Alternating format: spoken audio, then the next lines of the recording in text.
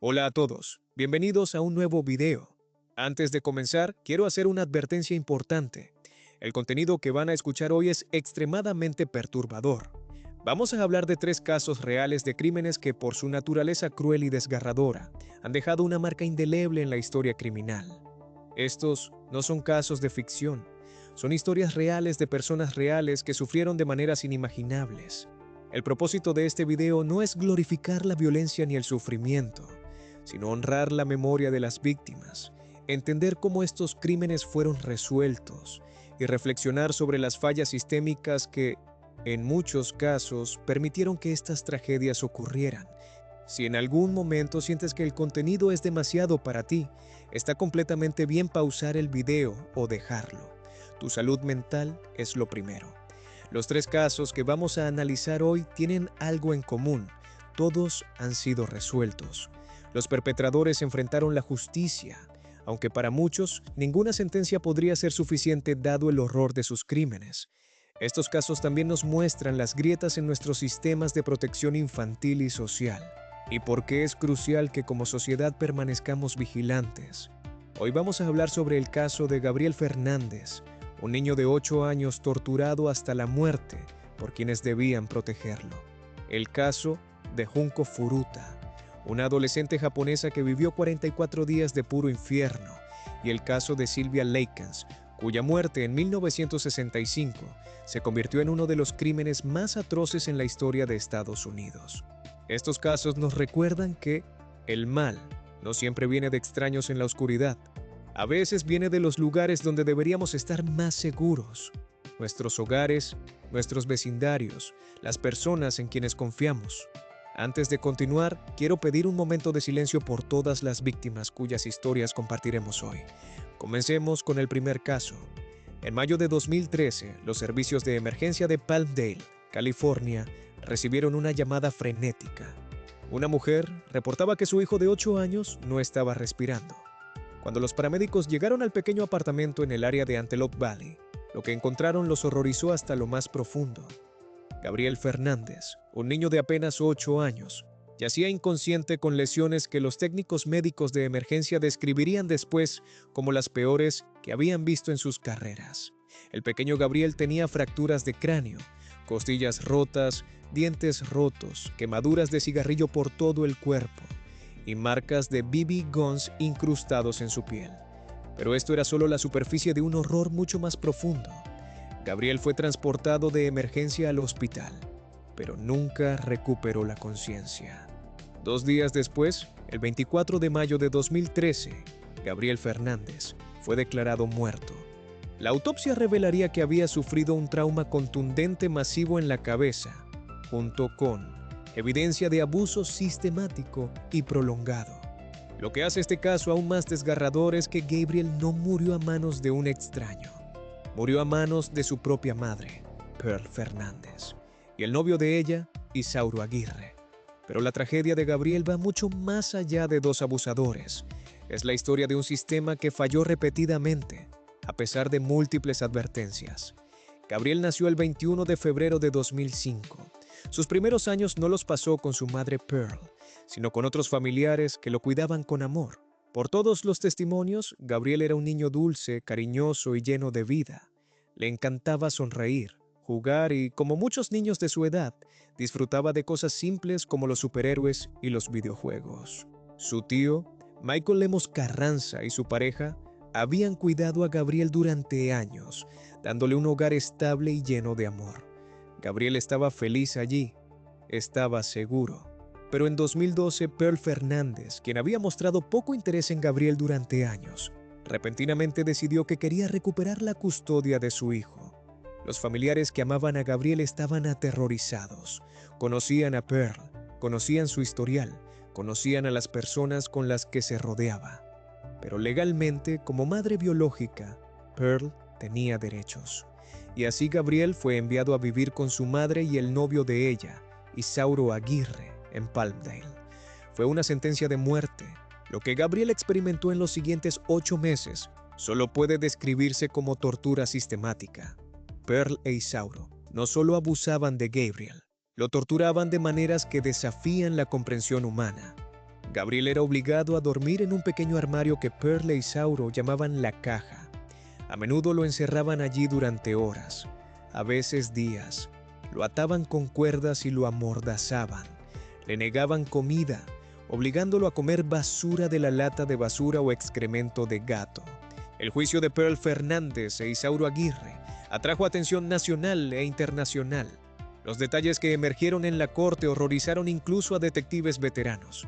Los fiscales presentaron evidencia masiva, testimonios de maestros, familiares, personal médico y los hermanos de Gabriel. Fotografías y videos que Pearl e Isauro habían tomado del abuso en un giro sádico. Habían documentado parte de su tortura, registros médicos y forenses, y los registros del DCFS, que mostraban las múltiples oportunidades perdidas para salvar a Gabriel. La defensa de Pearl intentó argumentar que ella había sido manipulada por Isauro, que ella también era una víctima de abuso doméstico. Pero la evidencia mostraba que Pearl había sido una participante activa y entusiasta en la tortura de su hijo. De hecho, algunos testimonios sugerían que ella, a veces, era la instigadora.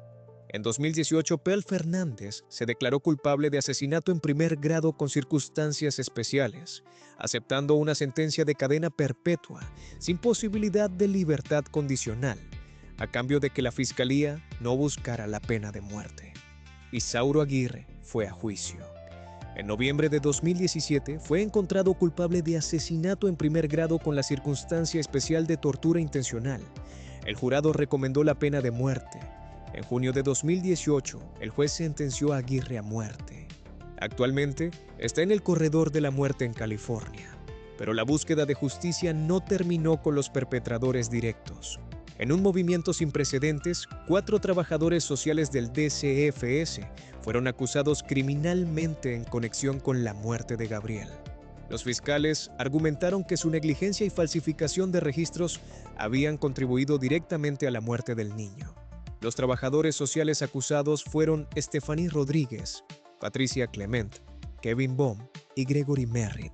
Fueron acusados de un cargo de falsificación de registros públicos y un cargo de abuso infantil bajo circunstancias que probablemente causarían gran daño corporal o muerte.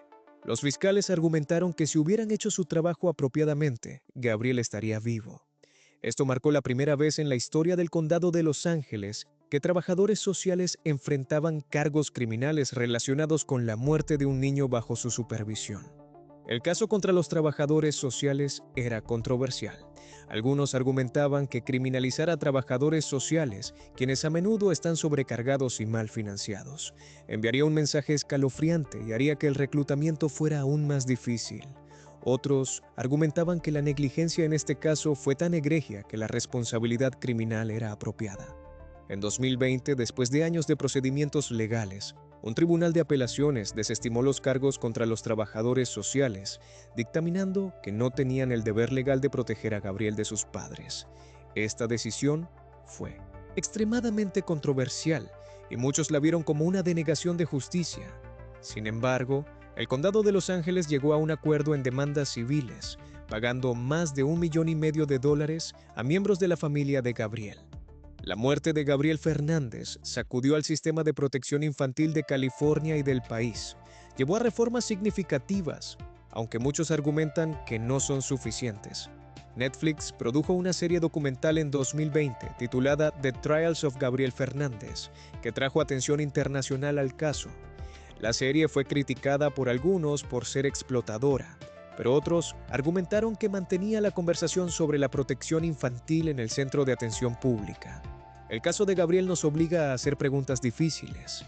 ¿Cómo pudo un niño ser torturado hasta la muerte a pesar de 8 reportes a las autoridades? ¿Qué fallas sistémicas permitieron que esto sucediera? ¿Cómo podemos asegurarnos de que ningún otro niño caiga a través de las grietas de esta manera? En California, el caso llevó a la Ley de Gabriel, legislación diseñada para reformar el sistema de protección infantil. Sin embargo, trágicamente casos similares han continuado ocurriendo, sugiriendo que se necesita mucho más trabajo. Gabriel Fernández era solo un niño que quería ser amado. Merecía seguridad, protección y la oportunidad de crecer. En cambio, experimentó un infierno que ningún ser humano, y mucho menos un niño, debería experimentar jamás. Su nombre ahora representa tanto una tragedia como una llamada de atención.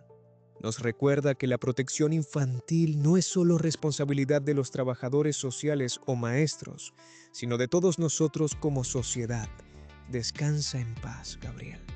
No fuiste olvidado. Ahora vamos a hablar del segundo caso. Antes de comenzar, necesito dar una advertencia aún más fuerte. El caso de Junko Furuta es considerado uno de los crímenes más atroces en la historia moderna de Japón. La descripción del abuso será extremadamente perturbadora. Si ya sientes que el contenido anterior fue difícil de escuchar, considera seriamente si quieres continuar con esta sección. Noviembre de 1988, Tokio, Japón.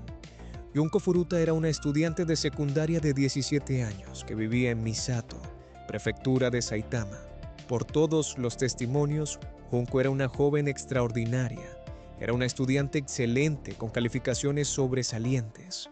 Era trabajadora, habiendo conseguido un empleo de medio tiempo para ayudar a ahorrar para la universidad. Era hermosa, amable y popular entre sus compañeros. Junko tenía toda su vida por delante.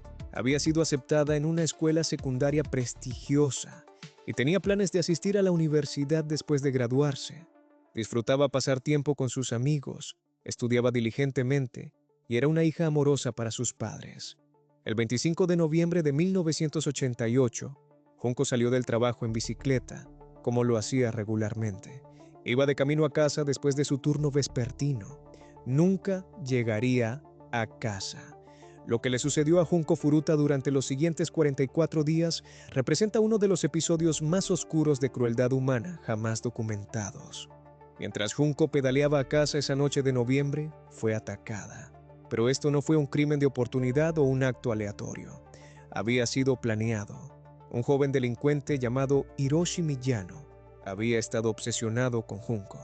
Le había pedido salir anteriormente, pero ella lo había rechazado cortésmente. Miyano, que tenía conexiones con la Yakuza, el crimen organizado japonés y un historial de violencia, no tomó bien el rechazo. Miyano organizó un plan con sus amigos, Yo Ogura, Shinji Minato y Yasushi Watanabe. El plan era que uno de ellos derribara a Junko de su bicicleta, y luego Miyano aparecería para rescatarla, esperando ganar su confianza y afecto. Pero cuando Miyano se acercó a Junko después del ataque planificado, ella no respondió como él esperaba. Entonces, el plan cambió. En lugar de dejarla ir, la secuestraron. Llevaron a Junko a la casa de Shinji Minato, donde vivía con sus padres. Y allí, en una casa en un vecindario residencial normal con los padres de Minato a menudo en el edificio, Junko Furuta fue mantenida cautiva durante 44 días. Lo que voy a describir ahora es difícil de decir y difícil de escuchar, pero es importante para entender la magnitud de lo que Junko sufrió. Desde el primer día de su cautiverio, Junko fue violada repetidamente por sus captores y por otros jóvenes que ellos invitaban. Los 4 perpetradores principales, junto con otros estimados entre 100 personas diferentes a lo largo de los 44 días, abusaron sexualmente de Junko, pero la violación era solo el comienzo. Junko fue sistemáticamente torturada de maneras que desafían la comprensión. La golpeaban salvajemente con barras de hierro, bates de bambú y barras de metal. Arrojaban pesas de halterofilia sobre su estómago y piernas. La colgaban del techo y la usaban como saco de boxeo. La quemaban con cigarrillos, encendedores y velas. Sus piernas fueron rociadas con gasolina y prendidas fuego. Le insertaban objetos en su cuerpo, incluyendo fuegos artificiales que luego encendían. La forzaban a comer cucarachas vivas y beber su propia orina. Le quemaban los párpados con cigarrillos para que no pudiera cerrar los ojos. La obligaban a bailar mientras la golpeaban cuando se equivocaba. Le metían la cabeza en una pecera llena de agua. La privaban de comida durante días. Luego, la forzaban a comer grandes cantidades. Los captores de Junko no le permitían usar el baño, obligándola a permanecer en su propia suciedad. Cuando finalmente le permitían intentar ir al baño, no podía moverse debido a la gravedad de sus lesiones. Su rostro se hinchó tanto por las palizas que se volvió deformado. Perdió la visión en uno de sus ojos. Sus uñas fueron arrancadas. Su cuerpo estaba cubierto de quemaduras y heridas. Desarrolló sepsis por sus heridas infectadas. A pesar de la agonía insoportable, Yonko nunca dejó de intentar sobrevivir. Intentó llamar a la policía en una ocasión, pero fue descubierta. El castigo fue aún más tortura. Los padres de Minato, en cuya casa estaba ocurriendo todo esto, estaban al tanto de la presencia de Junko, pero Minato les dijo que era una fugitiva y la novia de un amigo. Increíblemente, o quizás por miedo a las conexiones de los jóvenes con la Yakuza, no intervinieron. Los captores forzaron a Junko a llamar a sus padres y decirles que se había escapado, pero que estaba a salvo. Sus padres, aterrados, reportaron su desaparición a la policía, pero la búsqueda no llevó a la casa de Minato. A medida que pasaban las semanas, la condición de Junko se deterioraba severamente. Para mediados de enero, estaba gravemente desnutrida. Sus heridas estaban infectadas y tenía múltiples fracturas a lo largo de su cuerpo que nunca recibieron tratamiento médico. No podía caminar, no podía comer alimentos sólidos. Su cuerpo estaba entrando en shock séptico, pero la tortura continuaba. El 4 de enero de 1989, en lo que sería el día final de su vida, Junko perdió en un juego de mahjong que los captores la habían forzado a jugar. Como castigo, fue sometida a la golpiza más severa hasta ese momento. La golpearon con barras de hierro, arrojaron pesas sobre ella y le prendieron fuego a sus piernas y rostro. Junko, apenas consciente, convulsionó durante horas. A pesar de sus súplicas de que pararan, de que la dejaran morir, continuaron. Finalmente, Junko Furuta murió. Después de 44 días de inimaginable tortura, su cuerpo finalmente cedió. Tenía 17 años. Los captores, al darse cuenta de que Junko estaba muerta, entraron en pánico. Metieron su cuerpo en un tambor de 55 galones, lo llenaron de concreto y lo desecharon en una planta de desechos en el distrito de Koto de Tokio. Y así, Junko Furuta, una joven brillante con todo un futuro por delante, fue descartada como basura. Inicialmente pareció que los perpetradores podrían salirse con la suya, pero en enero de 1989, Miyano fue arrestado por un crimen diferente, la violación en pandilla de otro joven. Durante el interrogatorio, la arrogancia de Miyano lo traicionó. Comenzó a presumir sobre otro crimen, uno más serio. Contó a los investigadores sobre Junko Furuta. La policía siguió la pista y encontró el tambor de concreto. Cuando lo abrieron, encontraron los restos de Junko. La autopsia reveló la extensión completa del horror. El cuerpo de Junko estaba tan severamente dañado que los investigadores tuvieron dificultades para creer que había sobrevivido tanto tiempo. Tenía múltiples fracturas de cráneo, costillas rotas, quemaduras cubriendo más del 60% de su cuerpo, daño severo a sus órganos internos, evidencia de violación repetida y trauma, y sangre en su estómago debido a hemorragia interna. Los médicos forenses estimaron que había sido violada más de 500 veces durante su cautiverio. Los 4 perpetradores principales fueron rápidamente arrestados: Hiroshi Miyano, Yo Ogura, Shinji Minato y Yasushi Watanabe. Todos eran menores en el momento del crimen, con edades entre 16 y 18 años. El juicio de los asesinos de Junko causó indignación en todo Japón. Los detalles que emergieron horrorizaron a la nación y llevaron a protestas públicas. Pero lo que horrorizó aún más fue la relativa indulgencia de las sentencias. Porque todos los perpetradores eran menores en el momento del crimen, fueron juzgados bajo el sistema de justicia juvenil de Japón.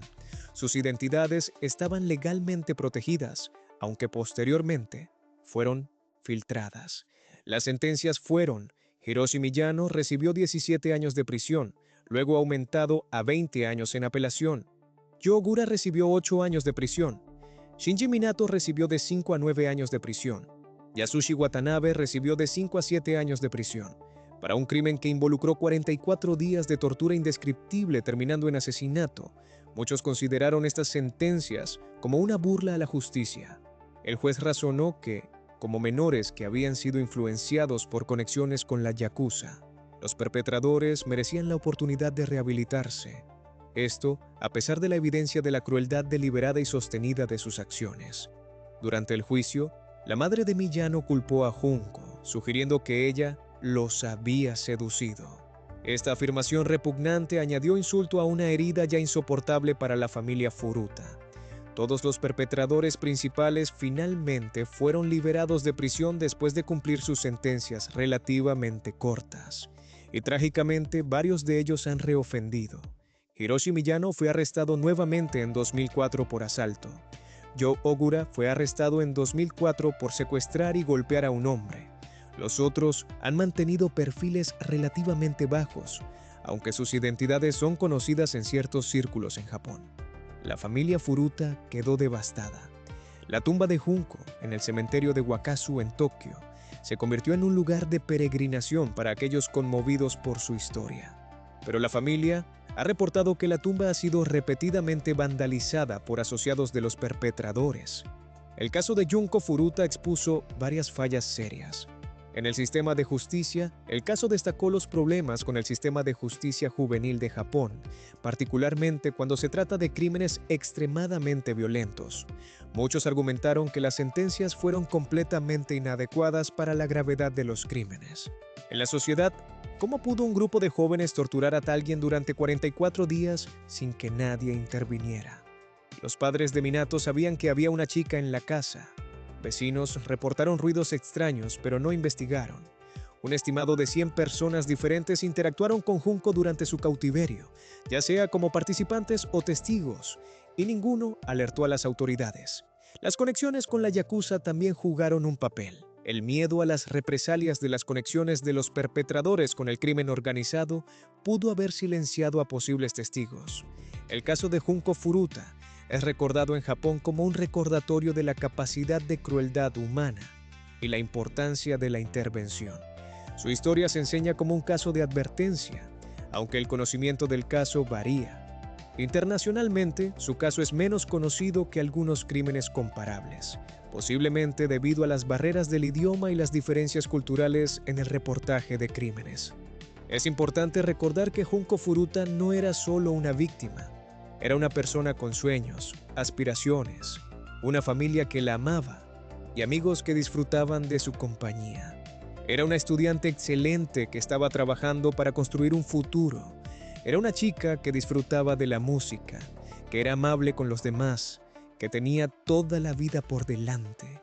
Lo que le sucedió a Junko no define quién era, pero su historia debe ser contada, no por morbo, sino como un recordatorio de la importancia de intervenir cuando sospechamos abuso, la necesidad de sistemas de justicia que realmente sirvan a la justicia, la responsabilidad que todos compartimos de proteger a los vulnerables, y la capacidad humana tanto para el mal insondable como para el coraje increíble. Junko soportó 44 días de infierno y aún así luchó por sobrevivir hasta el final. Eso habla de un espíritu extraordinario.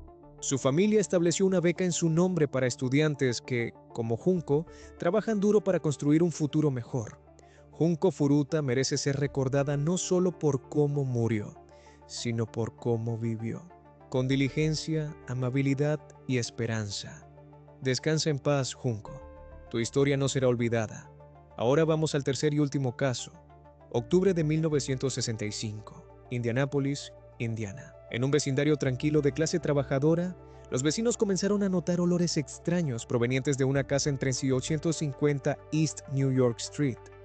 Pero en la América de los años 60, la gente generalmente se ocupaba de sus propios asuntos. El 26 de octubre de 1965, un niño corrió a la policía con una historia imposible de creer. Lo que la policía encontró cuando entraron a esa casa los horrorizó y se convertiría en lo que el fiscal describiría como el peor crimen jamás cometido en el estado de Indiana. El cuerpo de Sylvia Marie Likens, de 16 años, fue encontrado en un colchón sucio en el sótano. Estaba cubierta de más de 150 heridas, quemaduras y marcas de tortura.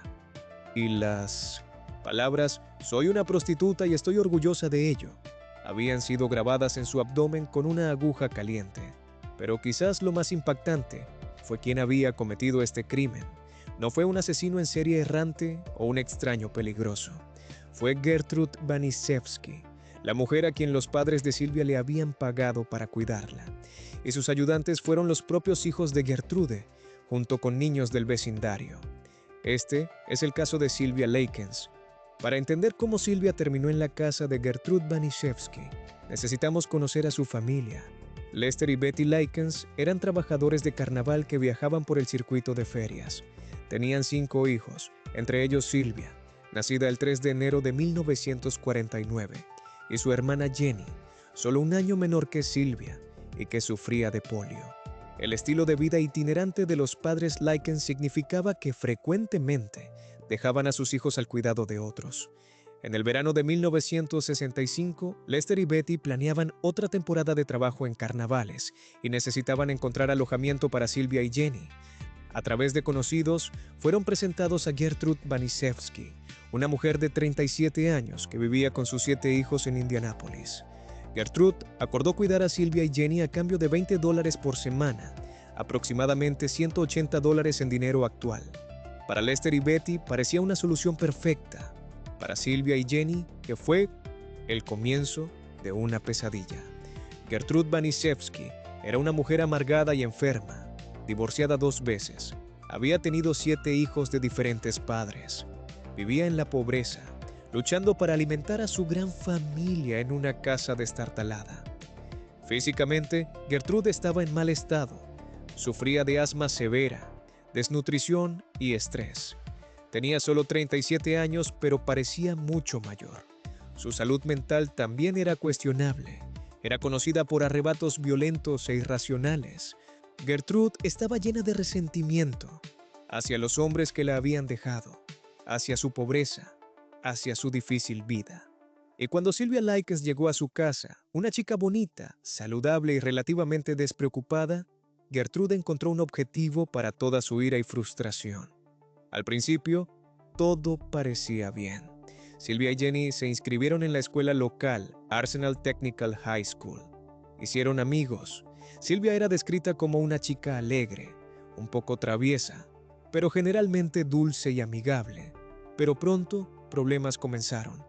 Un día, los padres de Sylvia se retrasaron con el pago semanal de $20. Gertrude, ya de por sí irritable y estresada, explotó. Golpeó a Sylvia y Jenny. A partir de ese momento, el trato de Gertrude hacia Sylvia se deterioró rápidamente. Comenzó a acusar a Sylvia de varios delitos, tanto reales como imaginarios. Cuando Sylvia comió demasiada comida en una fiesta de la iglesia siendo una adolescente hambrienta, Gertrude la golpeó. Cuando Sylvia supuestamente habló sobre las hijas de Gertrude, fue golpeada. Gertrude comenzó a enfocarse particularmente en Sylvia, en lugar de Jenny. Los testimonios del juicio sugieren que esto pudo haber sido porque Sylvia era más bonita, más saludable, más vivaz, todo lo que Gertrude no era y nunca sería. Lo que comenzó como golpizas pronto se convirtió en tortura sistemática. Y de manera perturbadora, Gertrude comenzó a reclutar a otros en el abuso, sus propios hijos y niños del vecindario. Gertrude acusó a Sylvia de ser sexualmente promiscua sin evidencia. Comenzó a castigar a Sylvia por ser inmoral. La obligaba a insertar botellas de Coca-Cola en su vagina frente a los niños. La acusaba de prostitución. Los abusos se intensificaron. Sylvia era golpeada regularmente con cinturones, remos y tablas de madera. Era quemada con cigarrillos. Fue forzada a comer comida que había vomitado.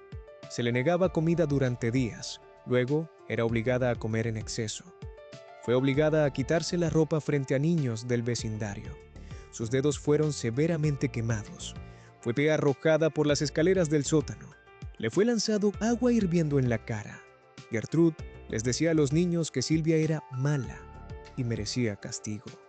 Y en uno de los aspectos más perturbadores del caso, los niños obedecieron.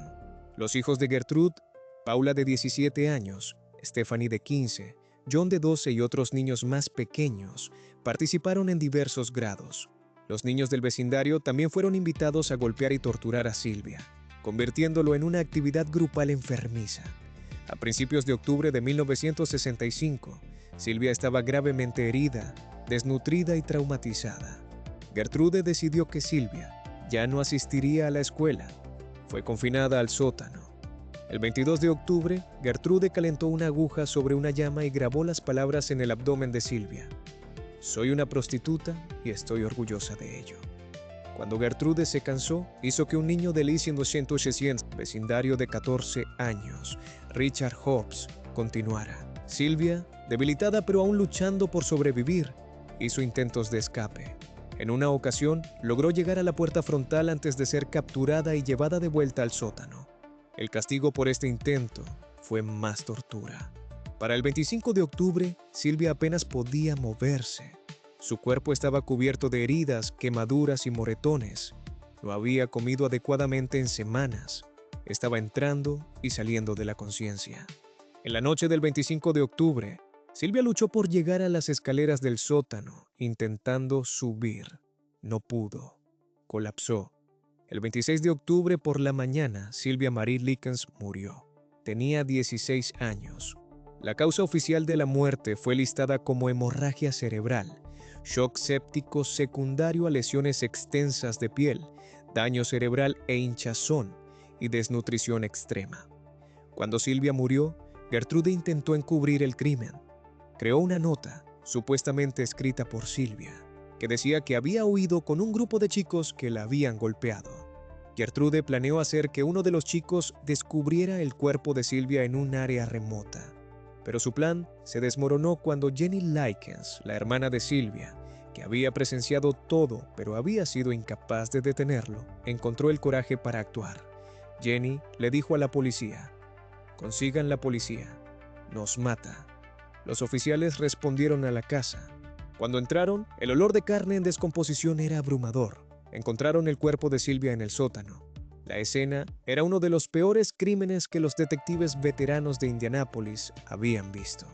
El cuerpo de Sylvia contaba la historia de semanas de tortura, más de 150 heridas individuales, quemaduras de cigarrillos cubriendo su cuerpo, dedos quemados hasta el hueso, labios severamente dañados, las palabras grabadas en su abdomen, evidencia de trauma severo y extrema desnutrición.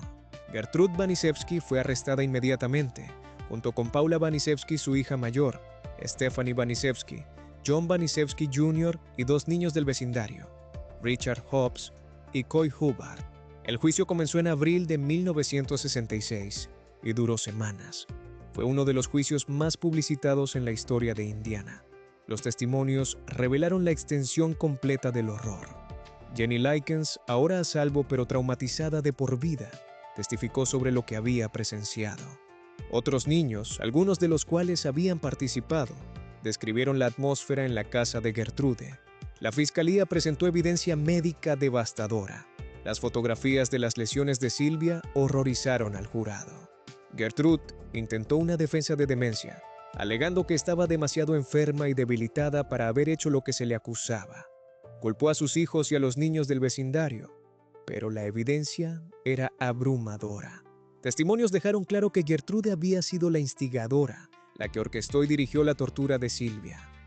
El 19 de mayo de 1966, el jurado devolvió su veredicto. Gertrude Baniszewski fue encontrada culpable de asesinato en primer grado. Paula Baniszewski fue encontrada culpable de asesinato en segundo grado. Richard Hobbs fue encontrado culpable de asesinato premeditado. Coy Hubbard fue encontrado culpable de asesinato premeditado. John Baniszewski Jr. fue encontrado culpable de homicidio. Gertrude fue sentenciada a cadena perpetua. El juez, pasando sentencia, la llamó abominable. Pero aquí es donde la historia toma un giro aún más frustrante. En 1971, el caso fue apelado y se ordenó un nuevo juicio debido a problemas con la cobertura mediática del primer juicio. El segundo juicio de Gertrude en 1971 resultó en otra condena por asesinato en primer grado. Gertrude pasó casi 20 años en prisión, pero increíblemente en 1985 fue liberada en libertad condicional. La decisión causó indignación. A pesar de protestas públicas y la oposición vehemente de los miembros sobrevivientes de la familia Likens, Gertrude Baniszewski fue liberada. Se mudó a Iowa, cambió su nombre a Nadine Van Fossen y vivió tranquilamente hasta su muerte de cáncer de pulmón en 1990. Tenía 61 años. Nunca expresó verdadero remordimiento por lo que le hizo a Sylvia Likens. Paula Baniszewski cumplió solo 2 años antes de ser liberada. Más tarde, se convirtió en maestra de escuela, una revelación que causó controversia cuando se descubrió. Murió en 2012. Richard Hobbs murió en 1972 de cáncer, solo unos años después del crimen. Coy Hubbard murió en 2007. John Banisewski Jr. cambió su nombre y vivió en relativo anonimato. El caso de Sylvia Likens tuvo un impacto profundo en las leyes y actitudes sobre el abuso infantil en Estados Unidos. El caso ayudó a impulsar leyes de reporte mandatorio que requieren que ciertos profesionales reporten sospechas de abuso infantil. El caso destacó cómo el abuso puede ocurrir a plena vista si la gente elige no involucrarse. Múltiples vecinos escucharon o vieron cosas sospechosas, pero no actuaron. El caso se ha estudiado como un ejemplo de cómo las personas normales pueden ser llevadas a participar en actos atroces bajo la influencia de una figura de autoridad. También expuso fallas del sistema. ¿Cómo pudieron los padres dejar a sus hijos con alguien que apenas conocían? ¿Cómo pudo ocurrir tanta tortura sin intervención oficial? La historia de Sylvia Likens ha sido contada en varios libros, películas y obras de teatro. The Indiana Torture Slaying, de John Dean; The Basement, de Kate Millett; la película An American Crime, de 2007 con Ellen Page como Sylvia; y The Girl Next Door, novela de Jack Ketchum basada en el caso. Jenny Likens, quien sobrevivió al infierno en la casa de Gertrude, vivió con el trauma de lo que había presenciado. Murió en 2004 de un ataque al corazón. Antes de su muerte, habló ocasionalmente sobre su hermana, manteniendo viva la memoria de Sylvia. Sylvia está enterrada en el cementerio Lebanon en Lebanon, Indiana, junto a su madre, quien murió en 1998. Su lápida simplemente dice su nombre y fechas, pero no captura quién era. Sylvia Likens era una adolescente normal con sueños normales. Le gustaba la música, disfrutaba pasar tiempo con amigos, quería experimentar la vida. En lugar de eso, experimentó un infierno creado por aquellos que se suponía debían cuidarla. Su caso nos recuerda que el abuso puede ocurrir en cualquier lugar, incluso en vecindarios normales, que los espectadores tienen la responsabilidad de actuar, que los niños son vulnerables y dependen de los adultos para protección, y que la justicia no siempre se sirve apropiadamente. Hemos llegado al final de esta compilación extremadamente difícil de crímenes resueltos. Los tres casos que hemos explorado hoy, Gabriel Fernández, Junko Furuta y Sylvia Likens, representan algunas de las peores atrocidades que los seres humanos han infligido unos a otros. A pesar de ocurrir en diferentes países y épocas, estos casos comparten elementos perturbadores. Todas las víctimas eran niños o adolescentes que confiaron en los adultos o fueron puestos en situaciones donde no tenían poder. En cada caso, el sufrimiento no fue rápido, sino extendido durante semanas o meses.